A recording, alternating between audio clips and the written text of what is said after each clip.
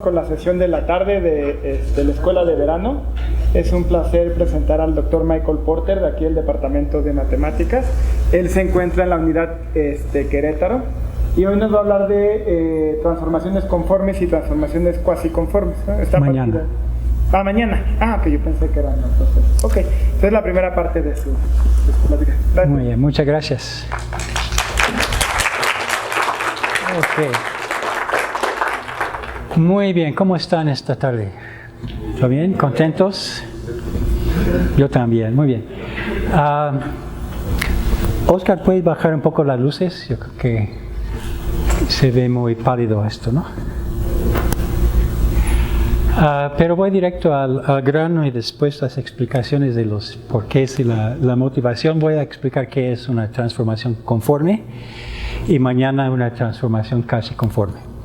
Entonces, una transformación conforme es una función, o transformación porque lleva un conjunto a otro conjunto con la propiedad de que conserva ángulos entre curvas. Es decir, si tomamos un par de curvas arbitrarias que se intersecten en un punto, aquí gamma 1 y gamma 2, van a formar determinado ángulo. ¿Quién sabe qué quiere decir eso? La función manda las curvas a otras curvas, entonces todas las funciones que menciono hoy en plan de transformaciones van a ser uno a uno. Manda pues las imágenes f de gamma 1, f de gamma 2, y si siempre es el mismo ángulo, entonces se dice que esta transformación es conforme. ¿Ya está claro? Vamos a ver. Aquí hay un ejemplo. Vamos a mandar en el plano los pares x y y al par 2x, y vamos a checar si es conforme. Entonces miramos una curva horizontal como el eje x, 0. Esto va a pues 2x, 0, que es el mismo eje, al horizontal, y el vertical va al vertical. 90 grados para empezar, 90 grados para terminar. Entonces esta transformación es conforme, ¿verdad? ¿Todo el mundo de acuerdo? ¿Todos? ¿Sí? ¿No? Bueno, la cosa es que no hay que creer lo que te dicen, sino lo que dice la definición. Esto fue, solo chequé dos curvas. Si checamos el horizontal con el de 45 grados, va al horizontal y el otro no va a 45 grados. Entonces esta transformación no es conforme, ¿verdad? Todos querían decir eso. ¿Eh? Ok, entonces abusados. Entonces un problema típico es tomar una superficie en el espacio y tratar de encontrar una transformación conforme a una región plana. Quisiera explicar un poco de dónde viene ese problema. Para resolverlo bien tendrá que esperar hasta mañana.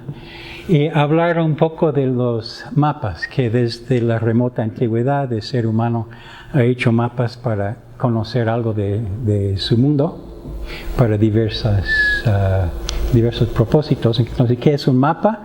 Pues vamos a decir que es una representación de una parte de la superficie en una región plana, pero una representación quiere decir una función que manda un punto a otro punto.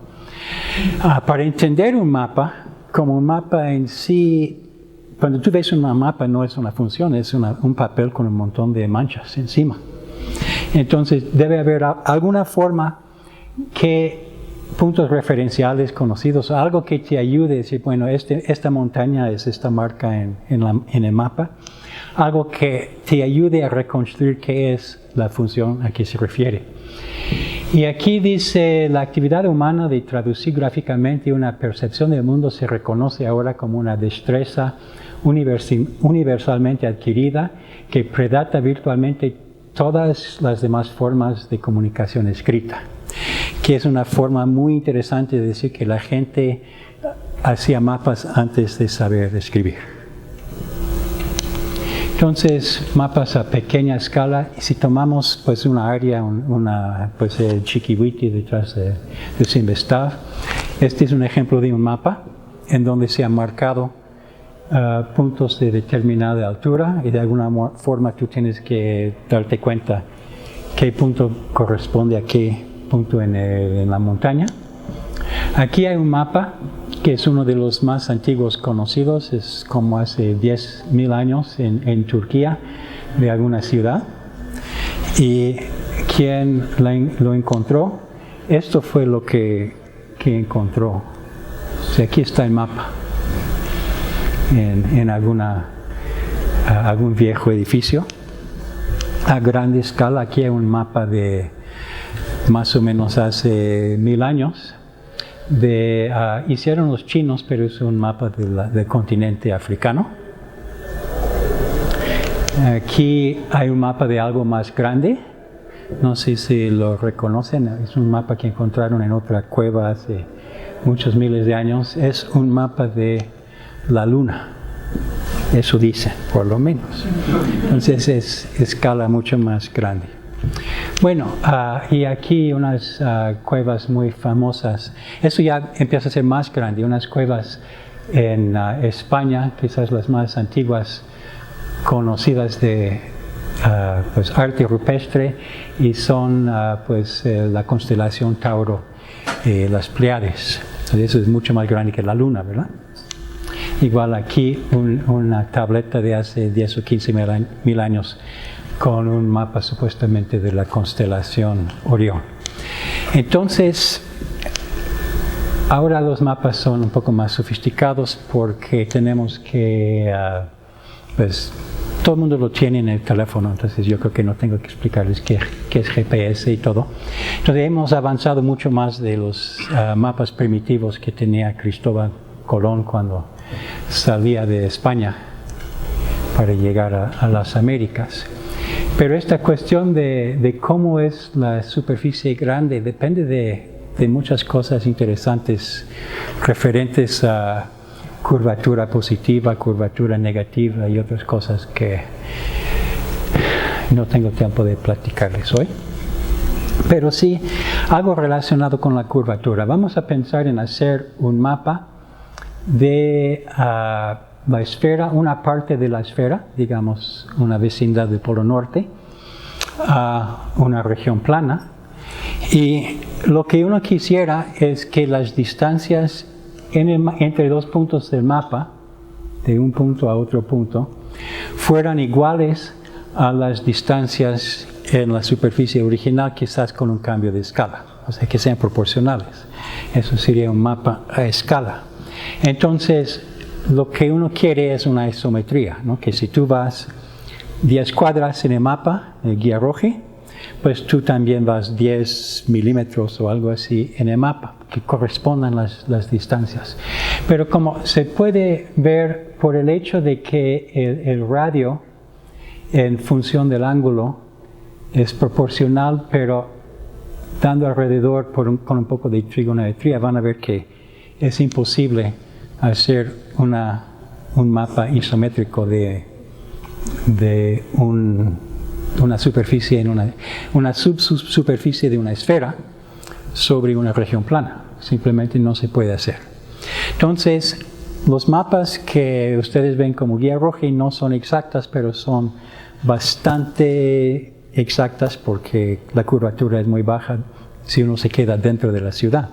Pero para un mapa a mayor escala ya se nota que es imposible hacer un mapa isométrico. ¿Estamos? Entonces, si no se puede hacer un mapa isométrico, ¿qué le sigue?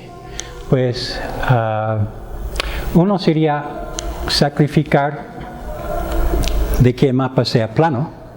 Entonces, el mapa más conocido es en la superficie, es de las estrellas, las constelaciones, las estrellas, sobre una superficie no plana, que es el caparazón de una tortuga. No fue esta tortuga, pero se puede apreciar de que ya se evita el problema de la distorsión llevando la curvatura al mapa. Pero si no queremos hacer eso, si nos insistimos, nos terqueamos con los mapas planos, no se pueden conservar las distancias, entonces vamos a quedarnos con lo que sí se puede, que son los ángulos. Y por eso se presenta la idea de los mapas conformes. Entonces, una proyección conforme en la esfera es un mapa en cual los ángulos entre curvas en la Tierra son los mismos que ángulos entre las curvas correspondientes en el mapa. Entonces, el que primero pensó en eso fue Mercator, y su idea fue tomar la esfera, proyectar cada punto de la esfera directamente afuera sobre el mismo radio hasta pegarse con un cilindro en que está encajada la esfera. Y luego abrirla a un mapa. Pero lo que pasa es que cuando haces esto, no es conforme. Pero no es mi culpa, simplemente no es conforme. Entonces, cada punto tiene que cambiar su altura a otra altura, una función del ángulo S, un phi de S que reubica las líneas horizontales en el mapa para que sea conforme. Entonces, ese es el problema de la proyección conforme de Mercator, determinar la función phi de S o phi de teta o como se llame del ángulo, que haga que los ángulos en el mapa sean iguales que los ángulos en la Tierra. Creo que Mercator no supo hacerlo, pero hizo mapas razonables. Pero si aplicas un poco de geometría, puedes ver cómo hacerlo. Y estos mapas son muy buenos, porque si tú eres navegante y quieres ir de un punto a otro punto, y estás en medio del mar, no ves nada. De hecho, hay un poema del que escribió Alicia en el País de las Maravillas, de un viaje extraño en barco, y la tripulación estaba fascinada porque tenía un mapa que todos pudieron entender porque no llevaba absolutamente nada. Era un mapa de un cacho de mar, nada más. Entonces ahí, pues si tienes un mapa de todo eso que no tiene nada, es como te sientes cuando estás en medio de un barco a medio océano. Y medir la distancia que tú has recorrido de ahora a las 3:30 de la tarde, desde las 10:30 de la mañana, es muy difícil, o por lo menos lo era antes de GPS. Pero lo que sí se podría medir con mucha precisión es el ángulo, es decir, si vas el rumbo, vas nor-noroeste y tantos grados. Esto con las estrellas y con el sol se puede medir la dirección en que vas con mucha exactitud. Entonces, resulta que una persona un barco que va manteniendo un rumbo fijo, siempre va al noreste, va a ir a una línea recta, formar ángulos constantes con los horizontales, las líneas de latitud en el mapa. Entonces era muy conveniente para los navegadores de hace varios siglos, y fue por eso que se desarrolló mucho interés en hacer mapas de alta calidad. Entonces esa es la solución al problema de Mercator. Simplemente tienes que integrar la secante. El problema es que nadie sabía hacer eso, pero se hicieron tablas en que, pues, si integras de 0 a 0, todo el mundo sabía. 0 a algún valor fijo de la tabla, .001, según la precisión de la tabla, pues simplemente le sumas el área del rectangulito correspondiente, o lo divides por 2 según tu idea de precisión, y le vas sumando, y así se van acumulando las integrales. Entonces la gente hizo tablas de integrales aproximadas para ayudar a los cartógrafos, y había tablas de esta integral, tablas de logaritmo, tablas de tangente, todas las tablas que se usaban en esos tiempos, y alguien empezó a checar, ay cara, este mismo número lo vi en esa otra tabla.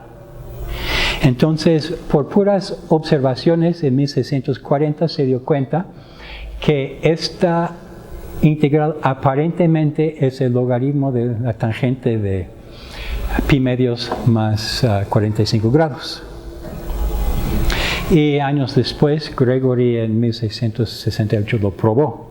Entonces, esto es un ejemplo cómo la matemática aplicada, la ingeniería, las cosas técnicas que no son matemáticas teóricas dan un impulso al desarrollo de las matemáticas teóricas que a fin de cuentas nos ayudan a entender los números y las funciones con mayor precisión. Entonces, lo que mencioné al principio, una región arrugada en 3 dimensiones para enviarla conformemente a un mapa plano, es bastante sofisticado y tiene que esperar hasta mañana cuando veamos las transformaciones casi conformes. Entonces, hoy vamos a hablar de cómo ir de un dominio en el plano a otro dominio en el plano con una transformación conforme. Entonces, yo quisiera proponerles un juego. Yo creo que uno aprende jugando más fácilmente y les planteo el juego de las coordenadas isotérmicas. Este juego de las coordenadas isotérmicas tiene 2 jugadores, vamos a decir tú y yo. Entonces, vamos a decir que tú vas primero, tú pintas cualquier curva en el plano que no se intersecte, curva cerrada, y pues aquí hay un ejemplo. Entonces, ahora es mi turno y yo escojo cualquier punto en el interior. Okay, entonces ahora es tu turno. Ahora en tu turno, ahora lo que tienes que hacer es dibujar curvas que den la vuelta a este punto y que no se intersecten. Una familia infinita de curvas. ¿Okay? Entonces, una vez que tú hayas pintado estas curvas, se nota que pues, tienen que ser diferenciables. Entonces hay un vector tangente y un vector perpendicular, y uniendo los vectores perpendiculares se forman las trayectorias ortogonales a esta familia de curvas que se ven así. Ahora, estas curvas ortogonales, pues hay que hacer un poco más para conseguir el concepto de transformación conforme. Por ejemplo, se podrían hacer curvas que van a 45 grados. No las tengo pintadas porque después ya no se ve nada. Entonces, si vas de uno a otro a 45 grados y regresas 45 grados en el otro sentido, tienes que llegar a la misma curva que si lo haces en cualquier dirección.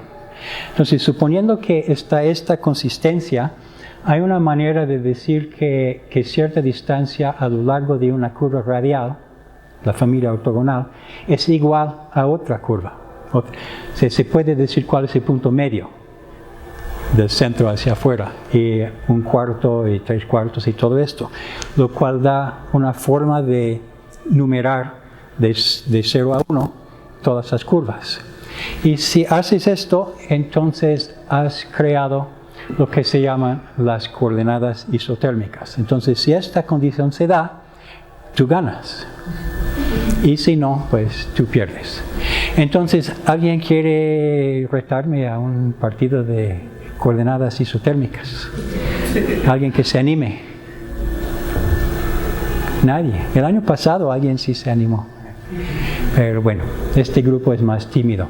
Bueno, lo que pasa en este juego es que a la hora de haber pintado la primera curva, ya se determinaron las coordenadas isotérmicas. Todo esto es único.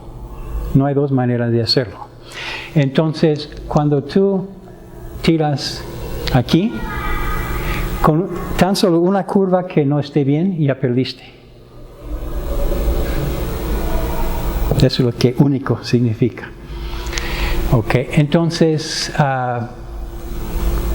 este es el juego de las coordenadas isotérmicas, y lo que describe es una transformación conforme entre esta región y el disco unitario, que manda el punto que yo escogí al centro, y tal transformación es única, salvo por rotar los ángulos, pero es la misma figura. Se llama coordenadas isotérmicas porque si pones en este punto un objeto muy caliente, mantienes la frontera a una temperatura fija más fría, pues estas curvas que dan la vuelta son donde hay una temperatura constante. Entonces, ese es el problema de la transformación conforme en el plano, y se aplica a muchos problemas de la física. Ok, entonces, para los que saben algo de funciones de una variable compleja, se puede describir las transformaciones conformes del disco al disco por medio de una fórmula muy sencilla que se llama una transformación bilineal o transformación de Möbius. Tiene otros nombres, que es de la siguiente forma. Hay dos constantes A y B y se multiplica el punto Z por A usando números complejos. Todo el mundo sabe que es un número complejo, ¿verdad? Más B entre conjugado de B por Z más A barra, y eso define la transformación. Aquí está Z y aquí está la otra fórmula. Entonces se pueden ajustar los coeficientes para que cualquiera vaya al cero y unas condiciones para asegurar que el interior del disco vaya al interior del disco. Así se aparecen, y quizás vale la pena para más tarde notar que aquí tenemos puntos equidistantes en la frontera y se ven muy amontonados de un lado y muy separados del otro lado. Esto es algo que pasa cuando uno maneja transformaciones conformes. Les voy a resumir unas propiedades de variable compleja. Suponiendo que la función f de una parte del plano a otra parte es 1 a 1, es una correspondencia, resulta ser conforme si y solo si se puede escribir como una serie de potencias, es decir, es una función analítica. Eso es equivalente a que sea conforme. Entonces podemos aplicar la teoría de las series de potencias para entender las transformaciones conformes. Y una vez que se haya encontrado la transformación de alguna superficie, que no vamos a hacer hoy, a una región plana, todas las otras posibles transformaciones se obtienen de esta por medio de funciones de variable compleja analíticas. Entonces, esto es por qué el problema se separa en dos partes. Ok, el teorema de Riemann dice que las coordenadas isotérmicas siempre existen en el juego que mencioné.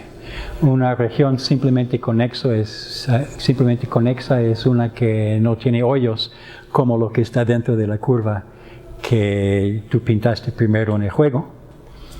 Y siempre existe una transformación conforme y es única si tú decides cuál punto va al cero y algo que te haga saber cuánto se rotó la figura. Pero saber de la existencia no es lo mismo que resolver el problema numérico, dado de calcular f.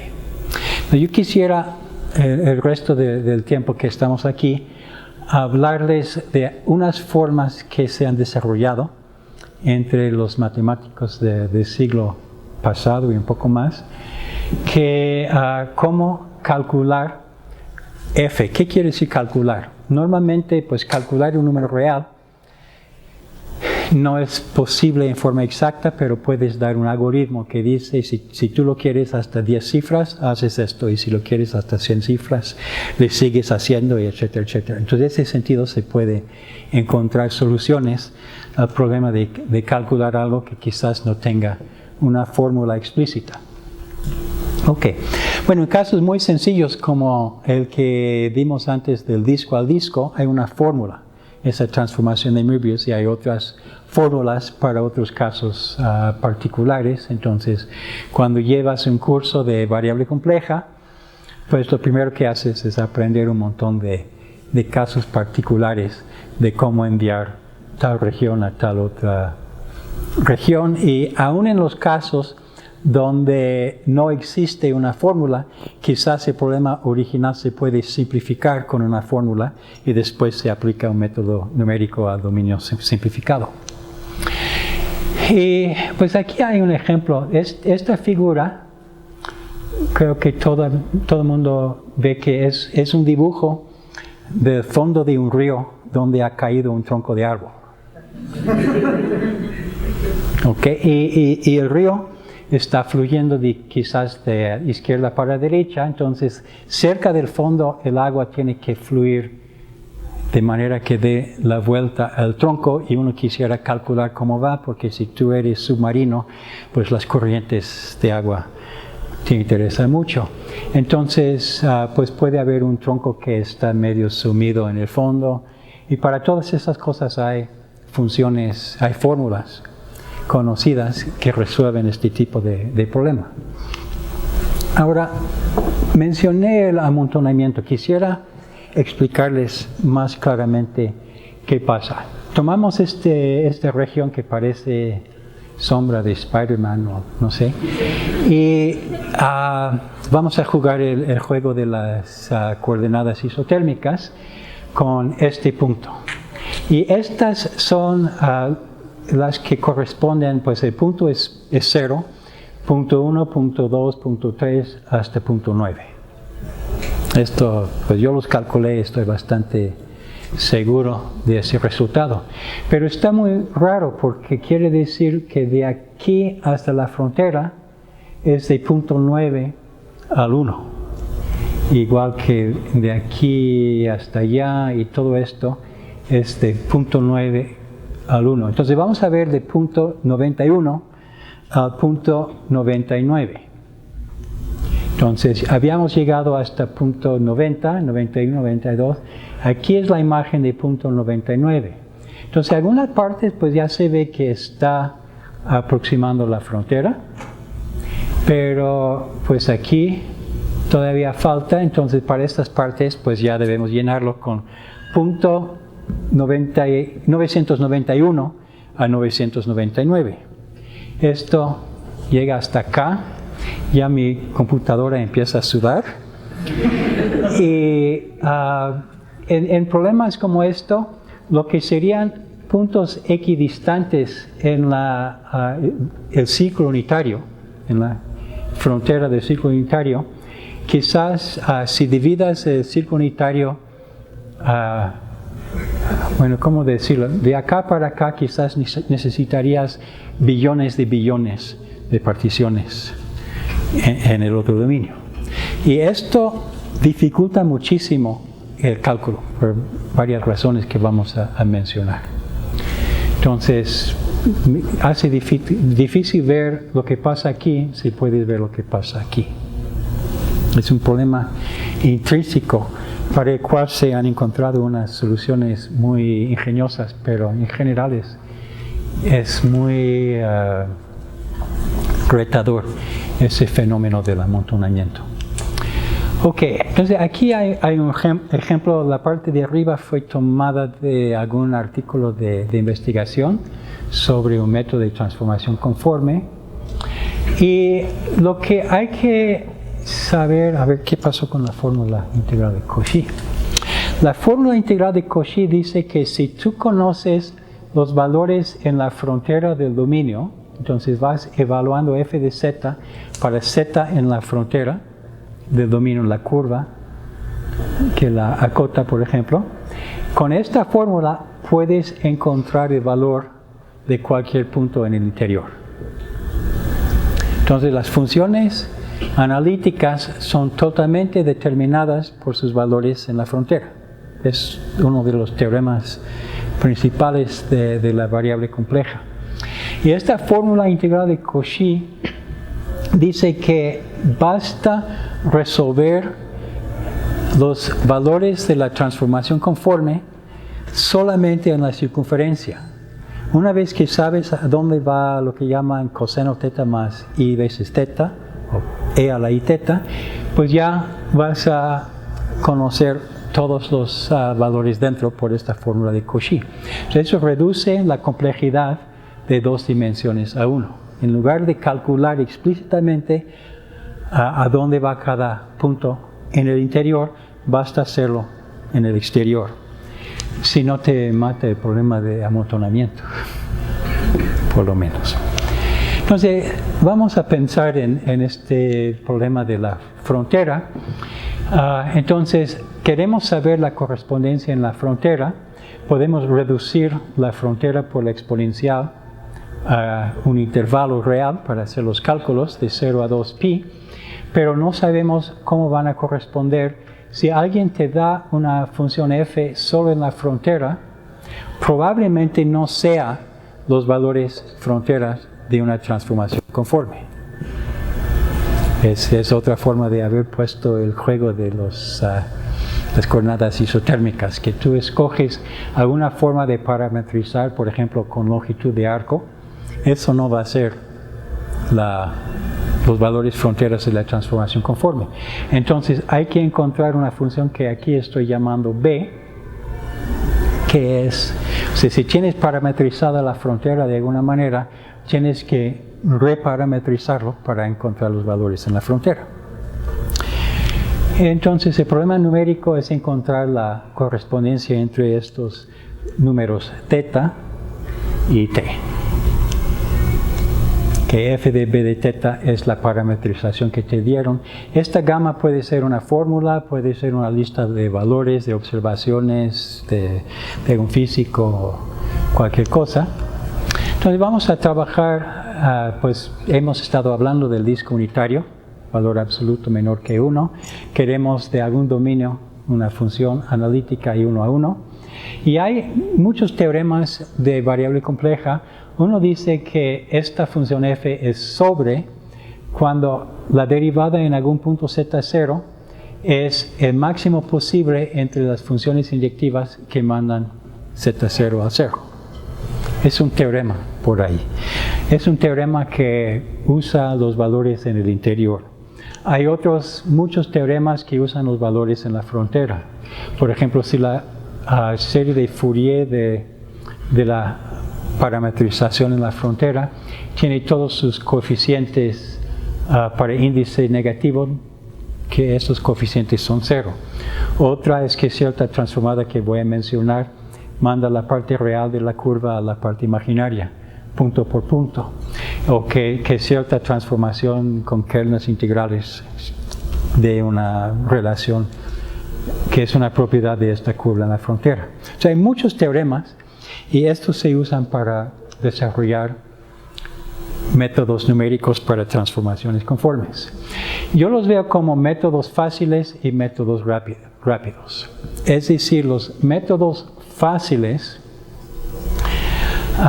son en general los que van del dominio arbitrario al disco, y son fáciles en particular porque siempre funcionan, pero son por lo general muy lentos. Y los métodos rápidos tienden a ir del disco al dominio y se calculan mucho más rápido, pero no siempre funcionan. O dependen de que ya adivinaste casi lo que era la respuesta y después este método te lo va aproximando a cuántas cifras decimales tú quisieras. Entonces son los métodos generales pero lentos y los métodos más específicos que son más rápidos. Les voy a explicar algunos de estos métodos. He trabajado durante los años en algunos. En 1905 Paul Kerber propuso lo siguiente. Vamos a suponer que el dominio está dentro del disco. En muchos casos, pues simplemente haces un cambio de escala y lo metes dentro del disco. Entonces, eso no es un problema. Vamos a tomar un punto en la frontera del dominio más cerca al cero. Entonces, se me olvidó escribir aquí. Vamos a suponer que el dominio está en el disco y el cero está dentro del dominio.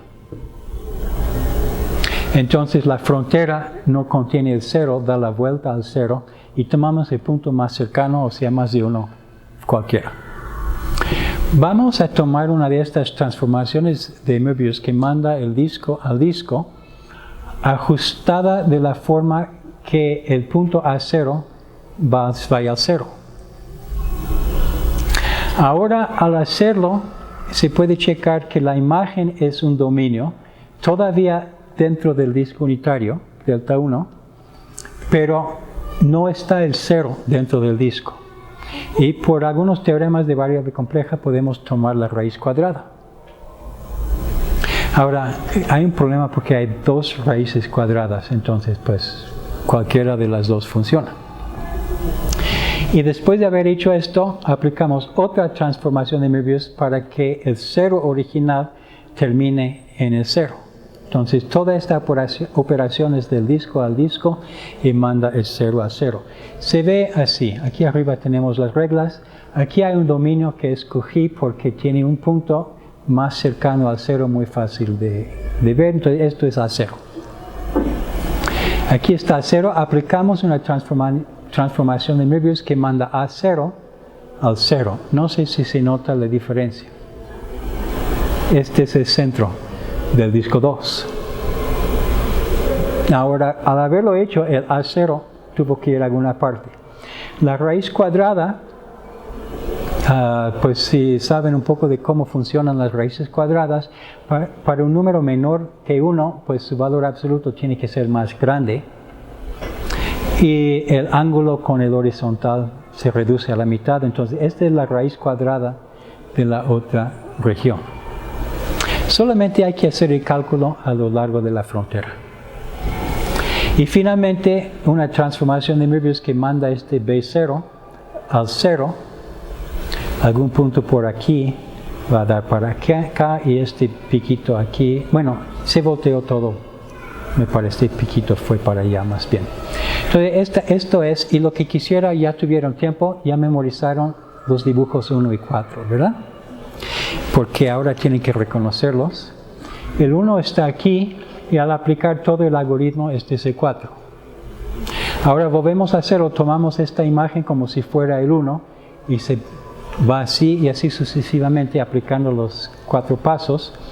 Y como se ve después de una docena de iteraciones, todavía le falta, pero el teorema es que si se sigue lo suficiente, se va a aproximar arbitrariamente al disco.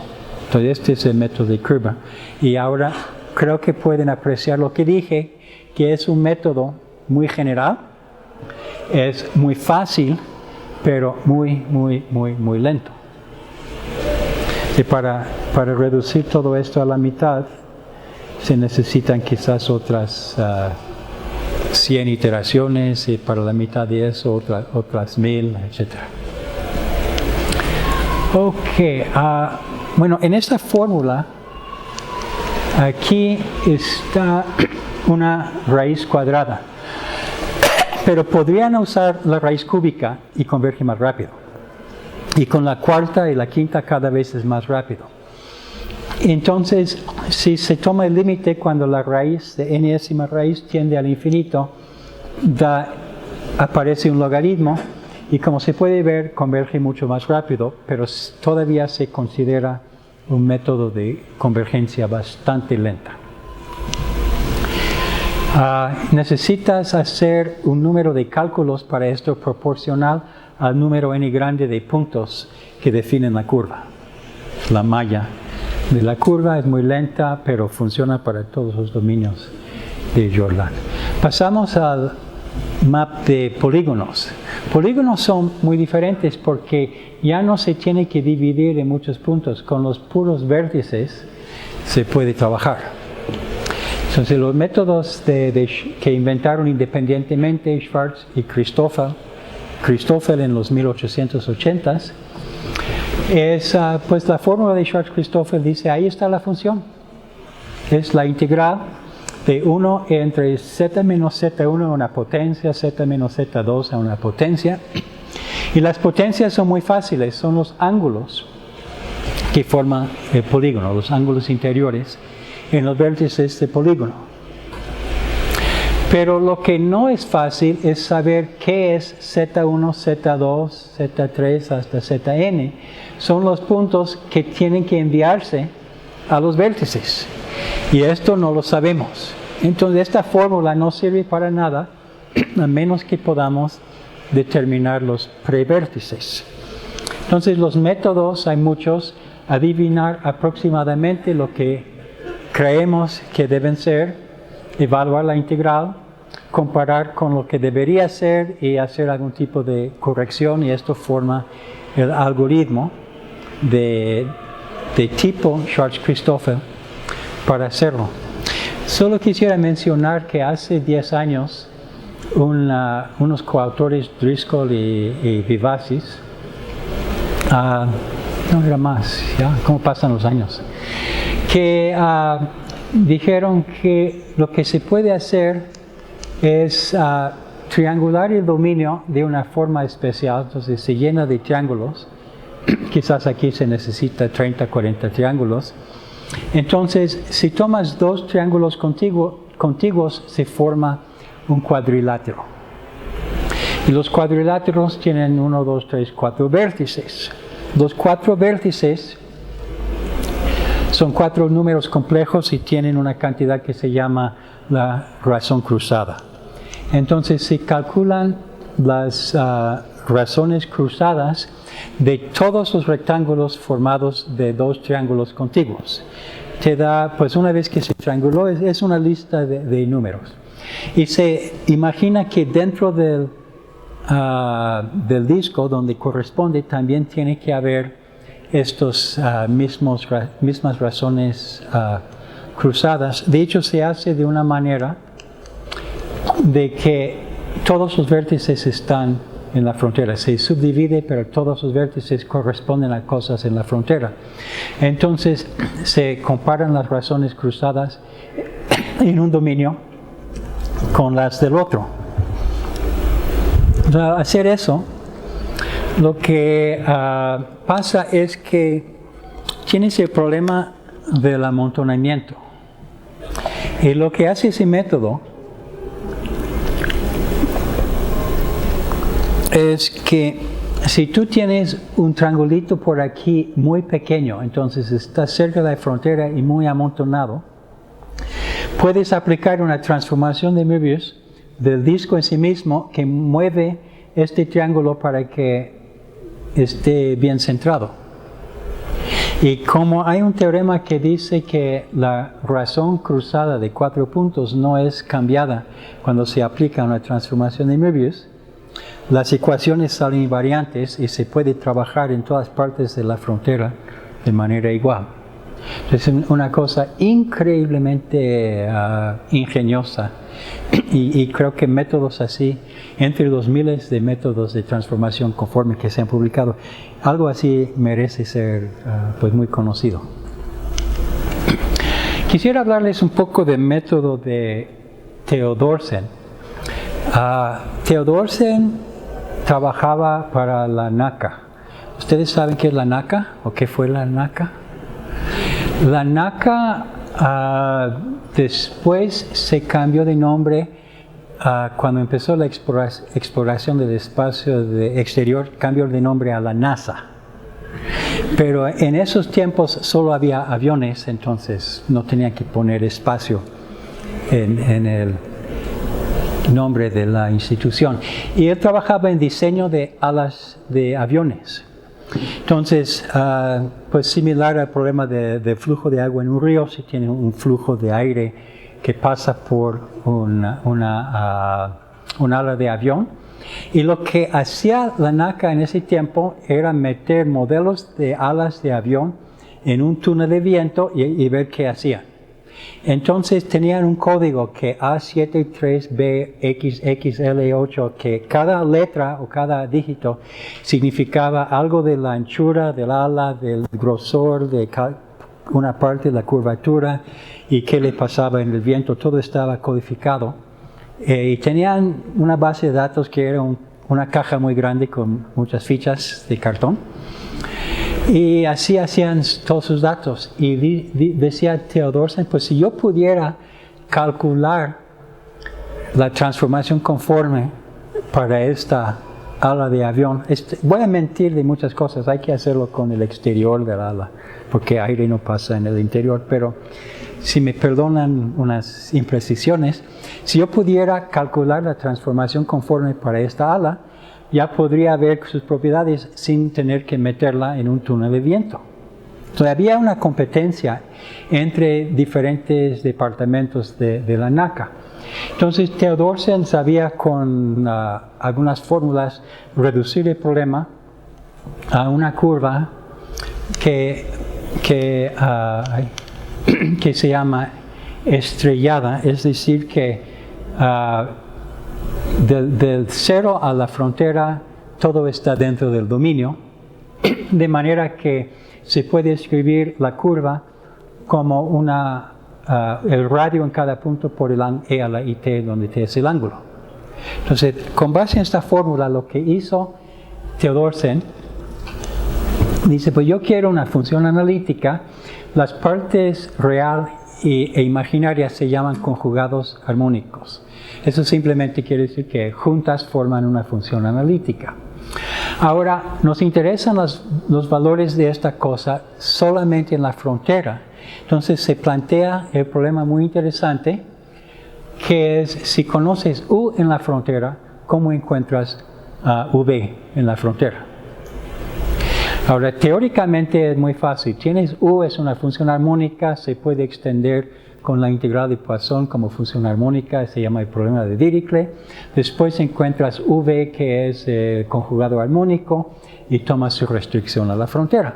Tomas los límites cuando V está aplicado a un punto que tiende a la frontera. Esto se llama la función frontera conjugada que mencioné antes. Es la transformada de Hilbert. Y resulta que se puede calcular esto sin meterte en el interior del disco.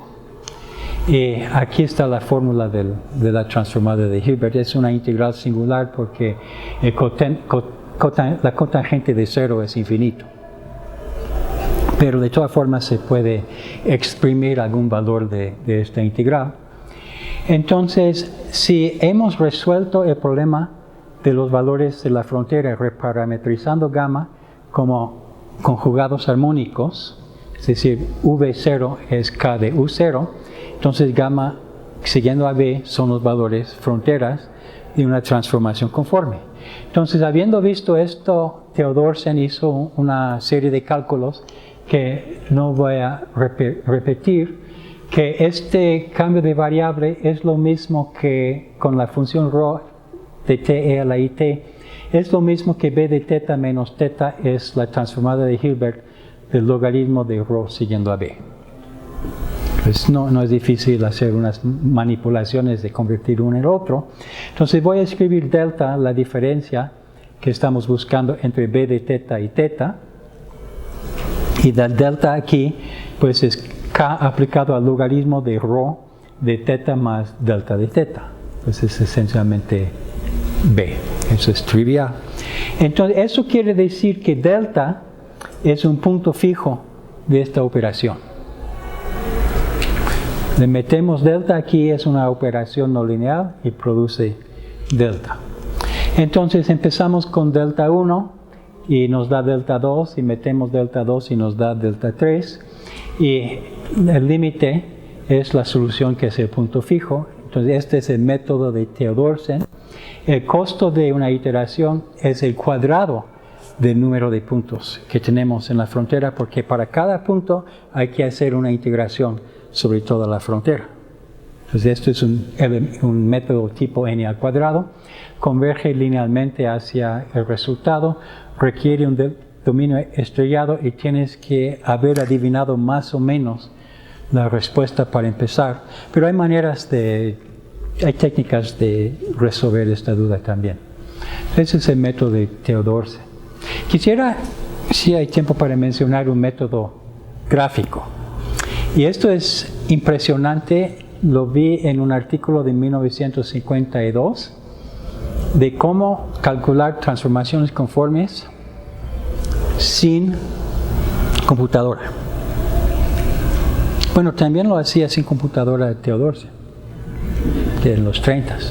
O sea, la gente tenía que fletarse todos esos cálculos, ni siquiera una calculadora de pilas, ni nada. Entonces, esto puede ser para algunos casos muy sencillos. Esencialmente es cómo aplicar la fórmula de la transformación de un dominio que consiste de un disco quitándole una rayita. O sea, cómo abrir la rayita de alguna manera. Hay una fórmula explícita para eso, pero calcularla es latoso. Entonces, en ese artículo, lo que es la suposición es que tú quieres encontrar la transformación de este dominio o un dominio muy parecido. Entonces vamos a suponer que el dominio quizás tenga la frontera un poco arrugada, pero está dentro y se sigue más o menos un contorno así, pero está dentro. ¿Estamos? Entonces se tiene que aplicar esta fórmula de una transformación de Möbius, una potencia, multiplicar por una constante, y así es la fórmula que se tiene que calcular. Entonces esto es un poco latoso y su manera de hacerlo es colocar uno de los dominios en esta figura. A ver si se puede ver. Es que esta figura que teníamos antes, el Pac-Man, está dentro de ahí, se va por aquí y después se sale por otra curva y se tiene esto así. Entonces, se coloca tu dominio original aquí y ahora se hace el juego que quizás hayan visto junto al crucigrama y el sudoku en los periódicos, donde ponen un dibujo, está cortado en una enrejillada de, no sé, 4x4 y está el mismo pero más grande 4x4 y tú copias cuadro por cuadro lo mejor que puedas y tú habrás aumentado el tamaño del dibujo, simplemente copiando cuadro por cuadro. El método que ellos publicaron es que los cuadros no son rectangulares, pero tú ves qué parte del dominio está aquí y lo copias aquí, donde corresponden los ángulos que deben estar. Entonces, por medio de estas plantillas se podrían hacer transformaciones conformes sin uso de computadora, pues a ojo de buen cubero.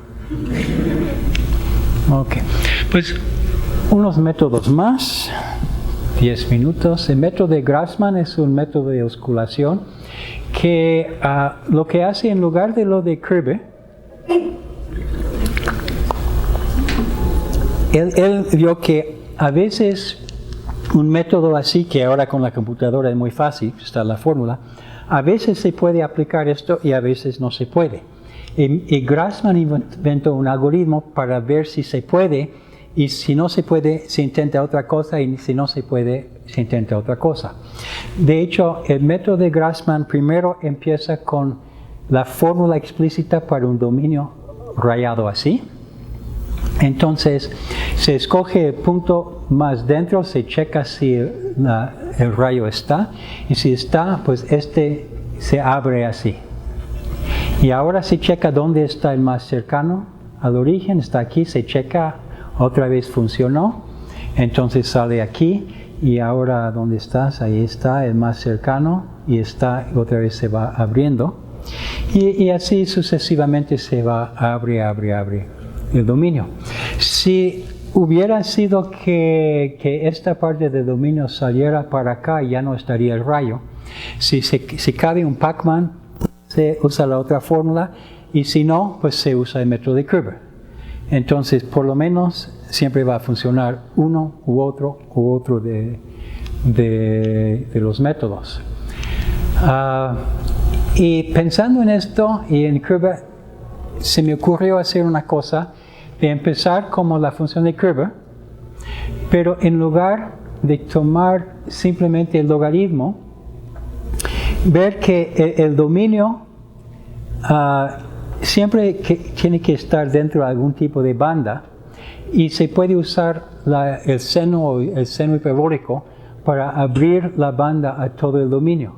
Entonces, con una sola iteración se ve así.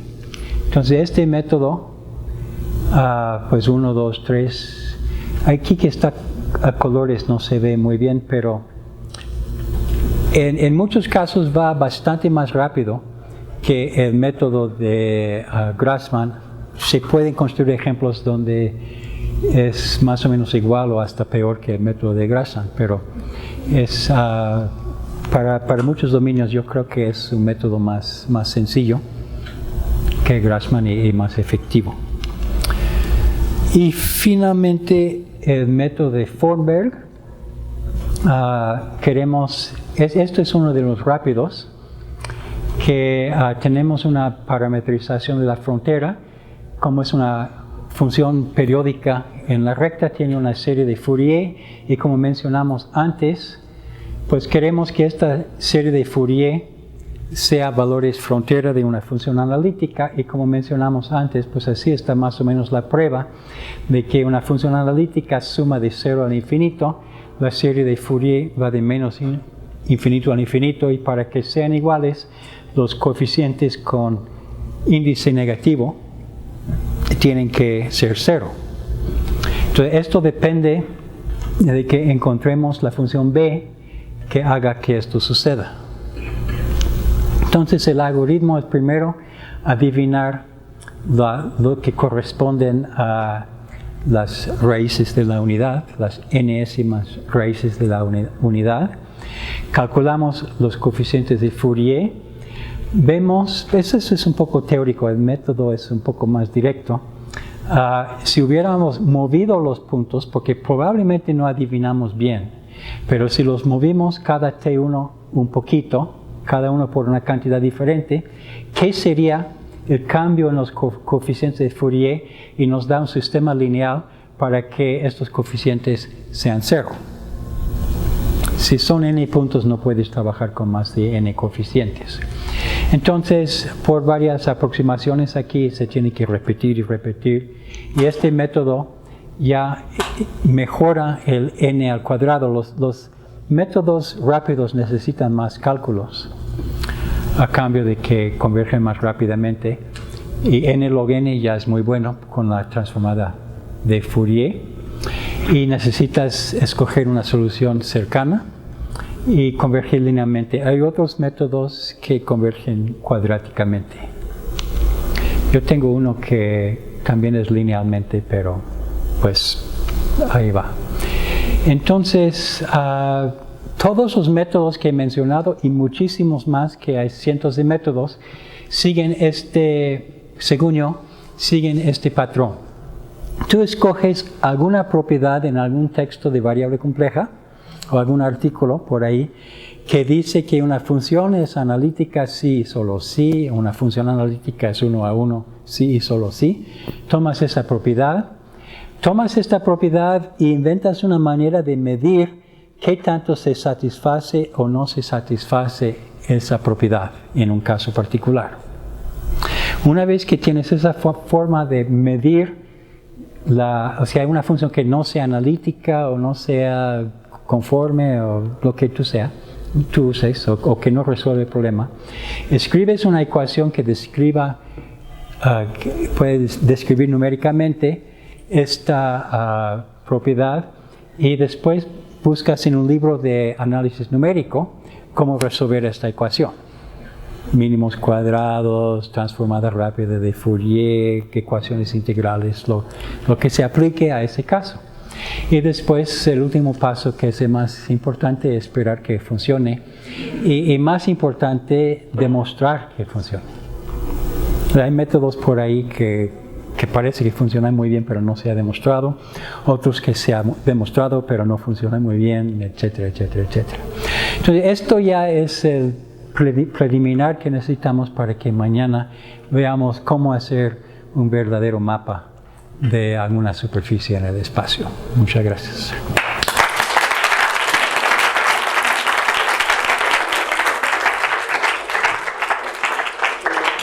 Tenemos tiempo para un par de preguntas. ¿Hay preguntas? ¿No? Bueno, pues empecemos a... Gracias.